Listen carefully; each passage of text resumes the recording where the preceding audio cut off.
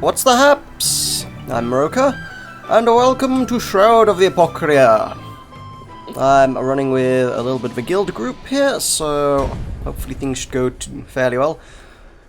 I'm going to edit out some parts of this mission. I'm not going to show everything through and through in its entirety because there's a lot of filler content in this mission. So it's going to be kind of a bit of a strategy guide, a bit of a show you what's going on. If you've been here before, you'll know what to expect, but not everybody has been to Apocrea before, so it's going to be a little bit of a heads up on strategy and things to find. When we get down to the haunted passage here, I'll be able to show you some of the gate map so that you can see kind of exactly how this level's structured. In my patch notes, I did show this part of the mission, so this is something that has already been seen on one of my previous videos. But if we, I don't know why I always think the gate map's there. There's the gate map. That's what we're looking for. So we have the one introductory level, which is Haunted Passage. Then we get grabbed by the tentacles and taken down to the Obsidian Nexus. And then we've got all this. We have one level, which has a 40% chance of being an arena, 30% chance of being 60% chance of being clockwork tunnels. Then you've got a 3 out of 5 chance of actually getting an Apocrea level, then you have a 2 out of 5 chance of getting an Apocrea level, and then the final level is guaranteed Apocrea, and then the last level is actually right down where you would expect the core to be, which is kind of a weird place. A lot of people going, oh my god, it's actually the core. Well, it's not really. I think Three Rings literally just ran out of room to put things. So it's kind of, it's depth 30, but it's not the core, because we didn't open the core and go in there. It's just at the same depth as one would imagine the core to be were you able to get to the core. But we can't. We do not know how to open that at this point in time. So, broadly speaking, the themes of this level seem to be undead, so bringing shadow resist gear is nice. Elemental weapons also good. When you get into the Apocrea levels themselves, you're not going to get a chance to change your loadout, so it's always worth making sure you have a Apocrea reasonable loadout before you actually get in there. Sometimes you'll have an arena and you can change your loadout, but if you start an Apocrea level, you're not going to get that opportunity at all. So we're going to head down to the Obsidian Nexus here and go have a look at that. Not that it's anything new, you've seen that. Weapons you should bring, I would say almost anything you feel particularly comfortable with. A lot of people recommend the rocket hammer, and I've been trying out the rocket hammer. I'm not confident enough to use the rocket hammer effectively. I think whatever works best for you is likely to be the best option. Personally, I've been bringing Voltage because I've got experience with that, and I'm bringing Barbara Stormblade because I have experience with that. And I've got a gun which is convenient for breaking things at a range because we're going to be breaking a lot of gravestones. So the next floor, as I say, if we go to the gate map, the next floor is actually not going to be anything of interest. So I'm going to cut away at the elevator here, and I will bring you back in when we actually find some Apocrean levels, so that I can actually show you what's going down with Apocrea. As we've already seen, this is where you can buy your items for tokens.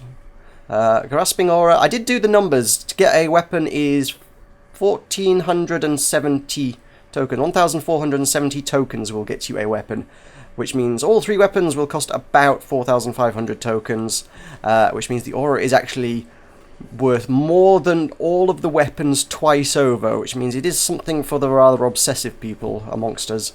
But there you go.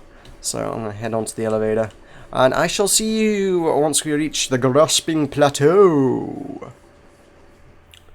Welcome to the Grasping Plateau. This is where the meat of the content happens. Oh good, I've got the harvester on me already. So this guy is going to chase you around a graveyard. This is going to be mostly what's going to happen here. And he's got lots of tentacles he shoots after you, and you're going to have to run away from them. If he grabs you, there you will be pinned in place. If you happen to have an ally nearby you, they can break you free, much like if you're frozen. That kind of works, but on many occasions you won't have people near you. You typically tend to spawn in different locations in the graveyard. Any players in the party won't begin together. You can group up and team together, and you might make some good progress that way because you can work together as a team. But to begin with, in many cases, you won't be together, and you're gonna have to make the most of what you've got while you can. So these things, you're gonna go around breaking graves, and you need to find these big purple things. These are souls, lost souls. And when you kill them on normal difficulty, which we are on now, you get... Oh, Lord, didn't see that coming. Did he get got? He got. I can get him out. Get out.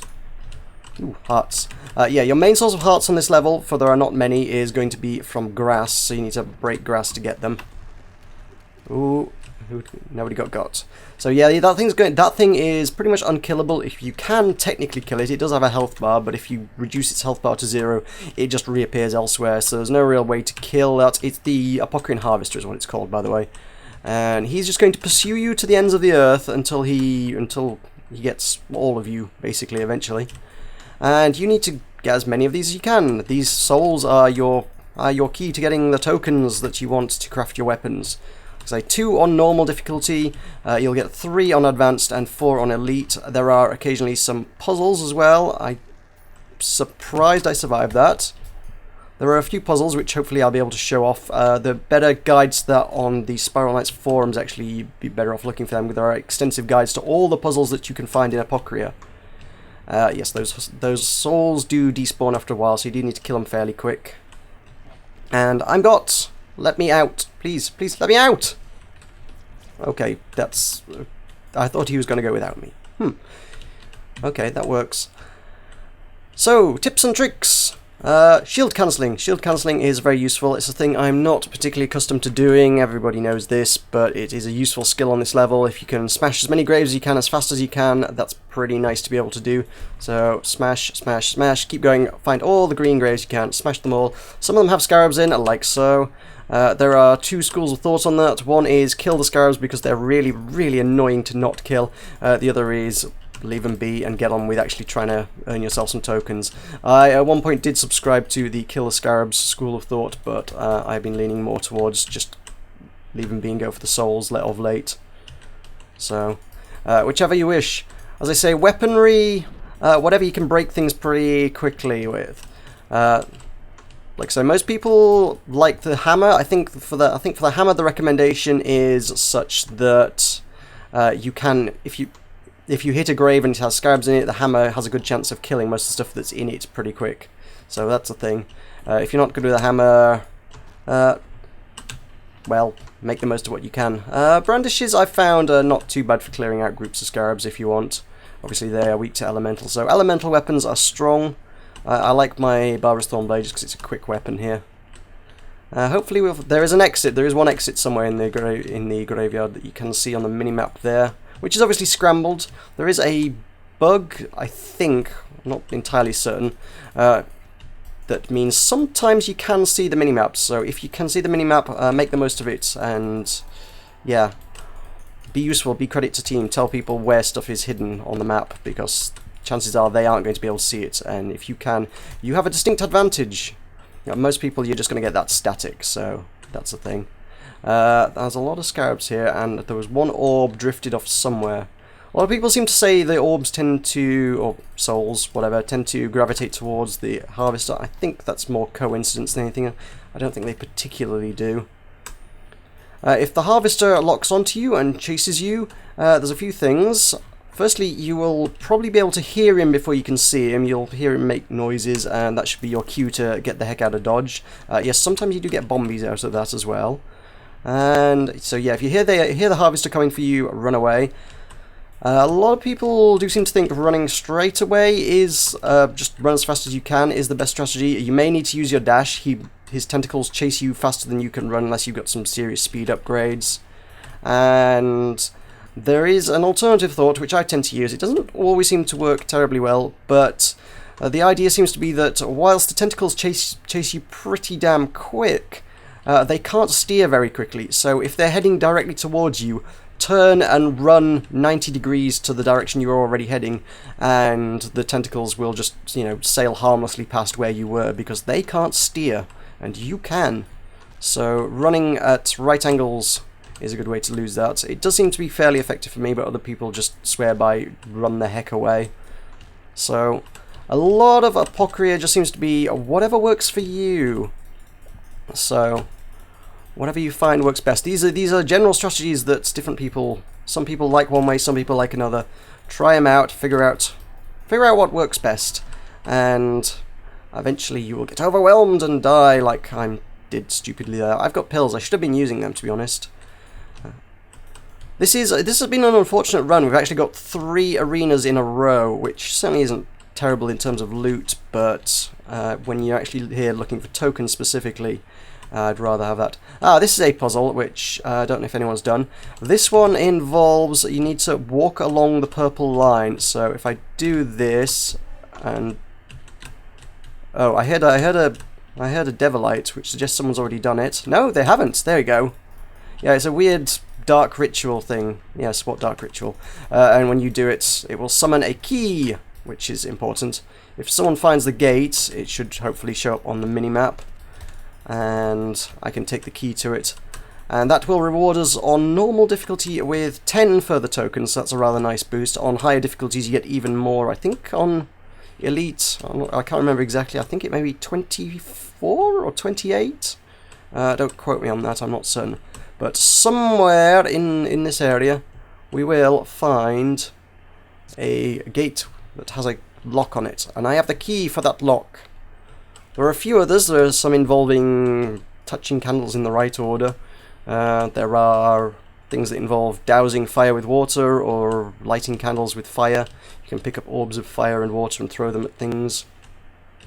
So I just need to wait. Hopefully someone can communicate if they can find the lock here. Communication is key. If you can get into chat with people, that is extremely helpful, because that way you can communicate details of puzzles. If you can say, hey, I found a key, has anybody found the lock? You can say, yes, I saw that. That was up in the northwest corner of the map.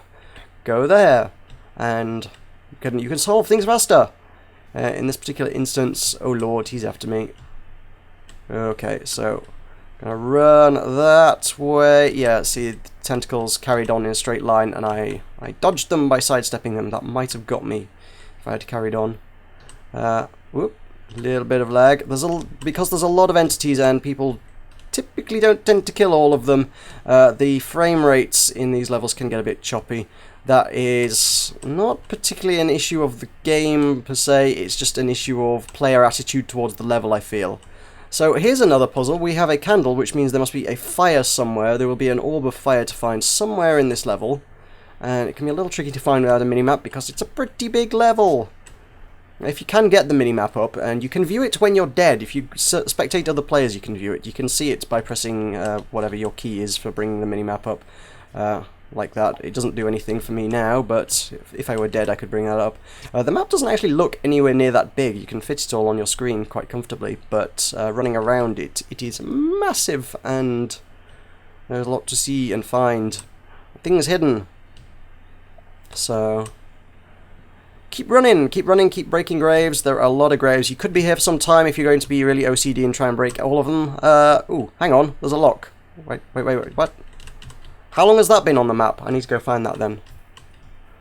I've not been paying attention. That's probably been there for some time, hasn't it? Well, derp. I'm sorry. Sure. Okay, let's head back there. Don't know why everyone's following me around. I am not a good person to follow. Can you break that for me, please? Thank you. You're a good man. Can't get through there. Guys, you should be breaking these graves instead of following me around. Here we go. Boom. There we go. So that will give us 10 Apocrean sigils, and some of the puzzles will give you... Ow! Oh god, I've been got. Let me out! Let me out! Let me out! Oh, thanks. Okay. So he got several people instead of one person. Could have got one person, or indeed no persons. Could have got no persons, but because teamwork was not so strong there, he got multiple people. Terrible state of affairs. The problem with trying to do this around the harvester is that he can get you, and I can't aim at him to free him. Please, oh, someone got me out. Good, good. So there is a... I really shouldn't be hanging around the harvester. It's dangerous territory, but there is a soul there that I want to get. I think I may just have to concede that I've lost my face here. Although he is wandering off. Sometimes... Oh no, there we go. I think sometimes if he takes a really long time over it, if he gets distracted by whatever, and he does sometimes seem to get distracted, you can just be let go. Ah, he's chased me. I can't see what I'm doing here. It's one of those sunny day outside, I can't see my monitor kind of days because it's too dark. So if he's capturing me from the side of the screen, I can't see him too well. I do have my audio, well, oh no, nuts, crud. Run the other way. Run away from the tentacles at a right angle. That works. Yes. I do have my music off because obviously this is one of the few monsters in the game that actually give you useful audio cues, so it's worth having the music down or off so that you can hear him a bit better. So that's the thing. If you want to turn your music off for this mission, or indeed if you always had it off, you're already ahead of the game, but if you want to turn the music off for this mission, it should give you a little bit of an edge over the Apocrean Harvester. Occasionally you do get these flashes on the screen, which I think are supposed to indicate that he is coming for you, but I'm not certain if that's true. It just seems to be there's a lot of apparitions and shapes and things appear on your screen in this mission. So just mostly keep an eye out and an ear out for what's going down. If you stay vigilant, you should be okay. I am not the most vigilant and I tend to get got like that. So obviously, yeah, on Elite you're going to get way more orbs, but the I keep calling them orbs just because that's what they are. But souls, you get way more tokens from your souls, but because they've got more health, you also might have trouble killing all 3 of them before they despawn. They can be a little tricky to hit and take their health down, especially with 3 of them. So if you only get 2 out of the 3 on Elite, you will get 8 tokens. Whereas if you get all 3 on normal difficulty, you'll get 6, and they're considerably easier to get. So there is actually a chance you might be able to, depending on your skill and ability, you may well be able to get more tokens out of the lower difficulties. So tailor it to whatever you're most comfortable doing. If you can kill things more effectively on advanced, maybe that's the way to go, because that way you will get 3 tokens per soul. I've not particularly done advanced. Not many people seem to do advanced. It's kind of, you either go easy mode or you go hard mode. Nobody wants to go sort of medium mode. So, ooh, I think I just got out of that. So I'm not sure how many tokens the puzzles reward in medium mode, but yeah, there are of course puzzles which will receive, they will reward you with presumably between 10 and 20 something tokens on advanced. So keep an eye out for your puzzles. I think we're still looking for the fire. It would have popped up somewhere on the screen. Everybody received 10 tokens, 10 sigils. Had we done that puzzle, and I didn't spot it anywhere. And check there, 10 sigils, and no, we haven't done that fire puzzle yet. So definitely need to keep an eye out for that. Ooh, got orbs over here. Uh-oh. Get out! You're free! Go! Yikes. That was... I probably need to take a pill here or I'm going to die. Come on, take the pill. Take the pill. Take the pill. Good. Has he got things chasing him? I think he may have. Don't lead them towards me! I don't want them. I'm not a big fan of sticking together, but obviously, like I say, you do have the ability to sort of free each other if you stick together, but you can clear territory faster and work your way through things much better if you split up. Of course, on harder difficulties, well, yeah, sticking together might be more useful because you're probably going to want to free each other because you're going to take more damage from the harvester if he grabs you, and you actually stand probably a better chance of actually killing all the souls if you find 3 of them on Elite. Whereas if you find 3 souls whilst you're on your own on Elite, you're actually going to have a much harder time getting them all before they all despawn. I'm not sure what the time limit on this is, but it's not really long enough. However, on normal, it's fairly trivial to get 3 of them like that, so that's a quick 6 sigils. So keep breaking, keep finding things, that's the Apocrean strategy. Find graves, break... That's a bit of a tongue twister. Find graves, break graves. Find graves, break graves. Say that a lot of times very quickly. I probably won't. Oh geez, everybody's got scared and is standing by the elevator. There's very little point to standing scared by the elevator, particularly on depth 29, because at depth 30 there's nothing to see. So, you know, if you're on depth 29, keep going till everyone's dead. Might as well get as many tokens as you possibly can. On any other floor, general procedure seems to be to keep going until one person is almost dead and everybody else is dead. Because that way they can just step on the elevator, move to the next floor, everybody's back alive, get more tokens. These missions really need to be, for the most part, about maximizing how many... Oh lord, he's right there. How many tokens you can get. So let's do a right turn. Let's watch that shoot harmlessly past. Use your dashes. Save your dashes for such occasions, for escaping from strange tentacular monsters. So I'm not finding too many green graves, which suggests we've cleaned a lot of this area out. There is a ridiculous amount to find, to be fair, and chances are you will continue finding stuff for a long time if you keep searching for everything. Trying to clear 100% of graves out is not impossible, but a rather futile thing to do, given that you can't actually see the map particularly well. So you're going to be running around going, have I been here? Have I been here? Have I been here? Clearly we haven't been everywhere, because there's still fire to find somewhere. So it's worth hanging around till you've solved all the puzzles at least, because the puzzles are by far the most lucrative part of it, particularly on the harder difficulties. When you can pick up 20-something tokens for each puzzle you complete. That's worth doing. That's the equivalent of killing 5 orbs, and since the bloody things fly off and evade you, and you're being chased by tentacle monsters at the same time, it can be tricky sometimes, but there you go. So I think everybody's wanting to wrap this up, which is a shame because we haven't got any fire orbs. So I'm going to head to the elevator, I think. Which I'm a little disappointed about, but okay, we'll call it there. So this has been hopefully some useful hints and tips and some insight into the lands of Apocrea. And I've been invited to join a party. Not right now, thank you very much. This is not good timings. Around the elevator you do have this light, which should keep the nasties at bay, to be honest, for the most part. Harvester doesn't seem to come into it. Certainly the bugs won't come in here. So if you hide in here, that's nice. Some of them have more candles than others. This one has 1, so they're not very generous with the candles on this level. There's a few different layouts you can get. So let's head down to the finale of it, just so we can see what's going down on the way out. Some hearts, wonderful, just what we needed for a non-combat level.